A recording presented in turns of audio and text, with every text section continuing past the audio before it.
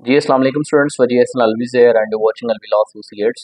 LLB part second के almost सारा syllabus हमने कवर कर लिया और सारा का सारा सारी सारी जो चीज़ें हैं वो मोबाइल एप्लीकेशन पे अपलोडेड भी हैं।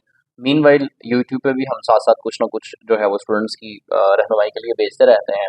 राइट नाउ हम बात करने जा रहे हैं, मतलब ये जो फेज़ है एग्ज़ाम्स में कुछ दिन रह गए हैं, इसमें हम बात करने जा रहे हैं कुछ इंपॉर्टेंट चीज़ों के बारे में, लाइक इंपॉर्टेंट क्वेश्चंस के बारे में, पेपर पैटर्न के हवाले से, चीज़ों की लेंथ कितनी होनी चाहिए उस हवाले से, ये सारा कुछ डिस्कस करेंगे।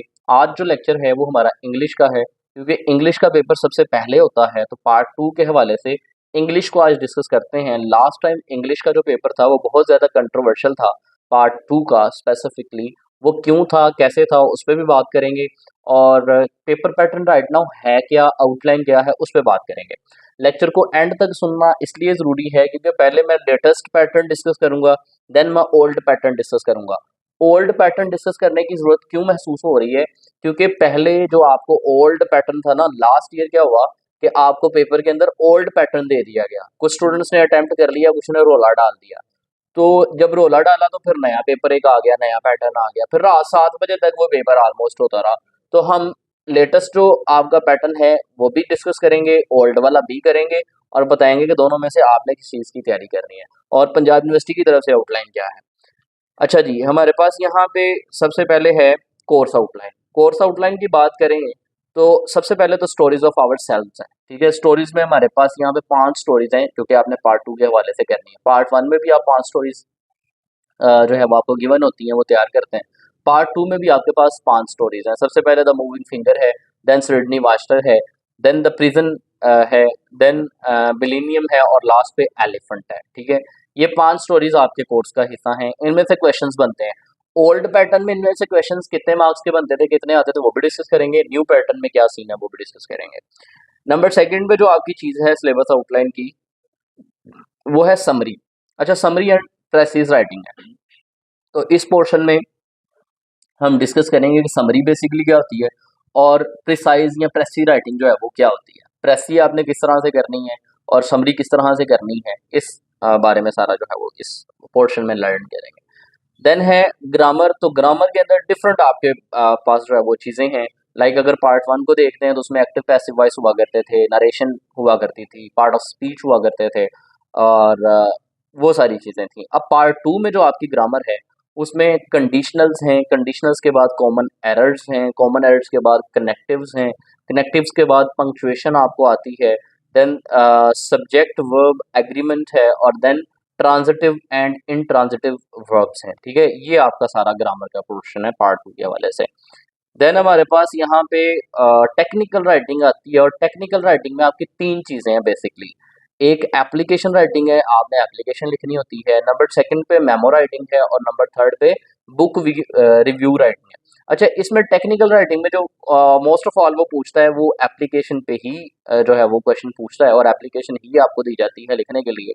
मेमो राइटिंग या book review writing as such आपको एग्जाम में पूछी नहीं जाती, लेकिन क्योंकि कोर्स आउटलाइन का हिस्सा है वो पूछ भी सकता है, लिहाजा हमने मेमो राइटिंग की भी प्रैक्टिस करनी है और बुक रिव्यू राइटिंग की भी प्रैक्टिस करनी है एप्लीकेशन के साथ साथ। And last but not the least we have comprehension, जो कि अनसीन कोई भी कंप्रीहेंशन आता है। इसमें आपको बताया कोई 1000 कंप्रीहेंशन भी आपको दे देना, तो आई गारंटी यू कि उन 1000 में से नहीं आएगा, कोई ना कोई अलग से आएगा।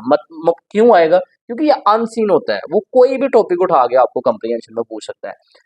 तो ये बाकी जो ग्रामर का पोर्शन है इसमें हजार हजार कॉमन एरर्स भी कर लें, लाजमी नहीं है कि उनमें से एक भी आपको आएगा। वजह क्या है कि सारी अनसीन होते हैं, कहीं से भी कुछ भी पूछा जा सकता है। हम जो कर सकते हैं वो सिर्फ और सिर्फ प्रैक्टिस है, वो हम करवाएंगे भी, करेंगे भी, कोशिश पूरी करेंगे। अब पेपर डिस्कस कर लेते हैं। तो ये एक पेपर देख के आपने वीडियो छोड़ नहीं देनी है, एंड तक देखनी है। 2 पेपर हमने इसमें डिस्कस करने हैं। जो हमारे पास ऊपर आउटलाइन है ना, आउटलाइन के अकॉर्डिंग जो पेपर बनता है वो ये हमारे सामने है, जिसको हम डिस्कस करने जा रहे हैं। सबसे पहला जो क्वेश्चन है आपका, right write short answer to the following questions, attempt any 2 questions. आपको 4 क्वेश्चंस पूछे जाएंगे, उन 4 क्वेश्चंस में आपने दो, कोई से दो जो है वो अटेम्प्ट करने होंगे, ठीक है। और ये 2024 का एनुअल एग्जाम है। जो दूसरा करवाऊंगा वो भी 2024 का एनुअल ही होगा। क्यों दो है, मैंने पहले ही आपको वीडियो के स्टार्ट में बताया कि पहले क्या हुआ था, ओल्ड पैटर्न पूछ लिया गया था, बच्चों ने कुछ ने अटेम्प्ट किया, कुछ ने रोला डाल दिया, फिर ये नए पैटर्न के अकॉर्डिंग पेपर दिया गया, रात 7 बजे तक स्टूडेंट जो है पेपर करते रहे और पेपर अटेम्प्ट करके आए। इस पे बाद में जो है वो रिकंडक्ट का ऑप्शन भी दिया गया, कुछ रिकंडक्ट भी और कुछ को इसी में एडजस्ट कर दिया गया। एनी हाउ, नया जो सिलेबस है उसके अकॉर्डिंग आपका ये पेपर बनता है। जो आपने स्टोरीज पढ़नी है 5, उनमें से 4 क्वेश्चन पूछे जाएंगे और उन 4 क्वेश्चंस में से आपने कोई से 2 क्वेश्चन अटेम्प्ट करने होंगे। हर क्वेश्चन जो है वो 10 मार्क्स का होगा और 10 multiply by 2 is equal to 20, तो मतलब 20 मार्क्स के आपके क्वेश्चन एंड आंसर होंगे। ठीक है, अब क्वेश्चन की लेंथ कितनी होनी चाहिए, सॉरी आंसर की लेंथ कितनी होनी चाहिए, किस तरह से इसको अटेम्प्ट करना है, इस पे हम नेक्स्ट इंशाल्लाह किसी वीडियो में बात करेंगे। फिलहाल मूव करते हैं नंबर सेकंड पे। सेकंड पे है जी, punctuate and rewrite the following paragraph correctly. ठीक है, पंक्चुएशन के हवाले से ये आपको 5 जो है वो दिए जाएंगे। इनमें आपने पंक्चुएशन यूज करनी है, लाइक कहीं पे कोमा आना है, कोमा डालना है, एरर कोई किसी तरह का भी डॉट लगना है, उन्होंने नहीं लगाया वो आपने लगाना है, जहाँ पे कोई कैपिटल वर्ड यूज होना उन्होंने नहीं किया हो वो आपने करना है। तो पंक्चुएशन इससे रिलेटेड होती है। पंक्चुएशन के जितने रूल्स एंड रेगुलेशंस हैं वो भी सारे डिस्कस करेंगे ताकि आपकी प्रैक्टिस हो रहा है, ताकि कहीं से भी कोई भी पंक्चुएशन से रिलेटेड वो चीज़ें दे तो आपको पंक्चुएशन आती हो। तो ये 5 आपको जो है ना लाइंस दी हैं या पैरास दी हैं जिनको आपने पंक्चुएट करना और रीराइट करना है। Each is equal to 2 marks और टोटल मिला के इसके भी 10 मार्क्स बनेंगे। 20 और 10 टोटल हो गए हमारे पास 30। नंबर 3 पे है, correct the errors in the following sentences. तो ये 10 दिए हैं और 10 के 10 को ही आपने करेक्ट ठीक करना है, मतलब ऐसा नहीं है इनमें से आप 5 करके आना है। यहाँ पे कोई ऑप्शन नहीं दी गई, ये नहीं कहा गया कि एनी 5। ठीक है, 10 दिए गए हैं और कहा गया correct the errors in the following sentences. तो ये जितने भी सेंटेंसेस हैं 10 के 10, इन सब में से जो जो एरर्स हैं उनको आपने दूर करना है, और ये भी है हमारे पास 10 मार्क्स के लिए। तो 20 प्लस 10 प्लस 10 हमारे पास टोटल हो गए 40। देन हमारे पास है question number 4, identify the underlined words as transitive और इनट्रांजिटिव वर्ब। हम पहले पढ़ेंगे कि ट्रांजिटिव और इनट्रांजिटिव वर्ब्स होते क्या हैं। जब हम इस चीज को स्टडी कर लेंगे फिर वो कहीं से भी आपको पूछ ले, जो भी अंडरलाइंड वर्ब्स होंगे आपको समझ आ जाएगी कि आया कि ये ट्रांजिटिव हैं या ये इनट्रांजिटिव हैं, उसके क्या रूल्स हैं, क्या रेगुलेशंस हैं। मोबाइल एप्लीकेशन पे सारी चीजें गिवन है, अदरवाइज हम कोशिश करके यहाँ पे भी कुछ ना कुछ गाइडलाइंस इसके बारे में प्रोवाइड कर देंगे। टोटल हमारे पास यहाँ तक हो गए 40 मार्क्स, सॉरी 40 नहीं 50 हो गए। ठीक है, 50 मार्क्स तक हो गया हमारे पास ये ट्रांजिटिव और इनट्रांजिटिव तक।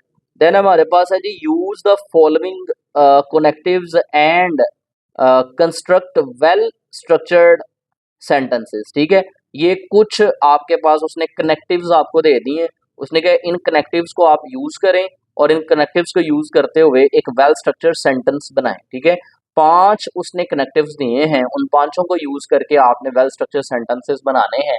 हर जो सेंटेंस होगा आपका वो 2 मार्क्स का होगा। टोटल 5 है तो 2 मल्टीप्लाई 5 5 इज इक्वल टू 10, तो टोटल नंबर हमारे पास हो गए यहाँ पे 60।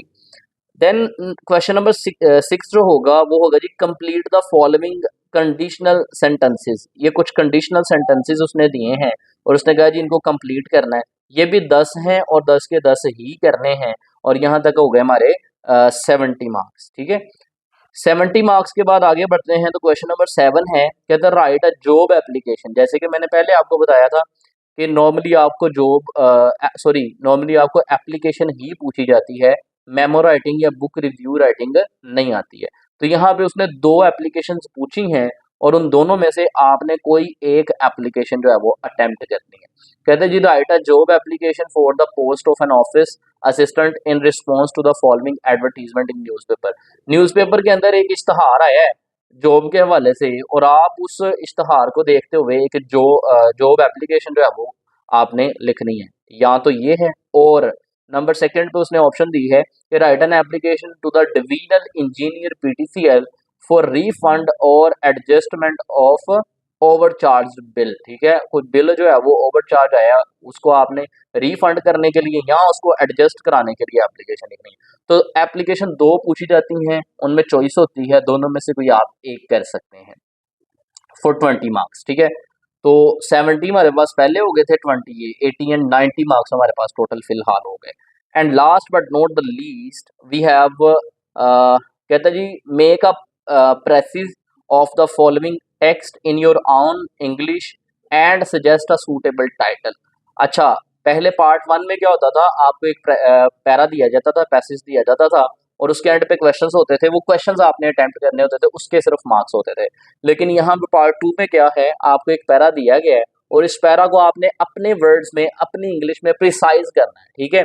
प्रिसाइज करने का मतलब होता है, नॉर्मली हम उसको कहते हैं 1/3, मतलब 100 वर्ड्स का एक पैरा है, तो उसको आपने 33 वर्ड्स तक जो है वो एडजस्ट करना है अपनी ही लैंग्वेज में, इसको आप प्रिसाइज करना कहते हैं। तो इसको जो प्रिसाइज करने के मार्क्स हैं वो 8 हैं, और ये जो पैरा है इसको आपने पढ़ने के बाद जो टाइटल देंगे, सूटेबल टाइटल जिसका बनता होगा, उसके 2 मार्क्स अलग से हैं, तो टोटल ये 10 मार्क्स का आपका ये प्रिसाइज करने का और टाइटल देने का इसको ये पोर्शन होगा।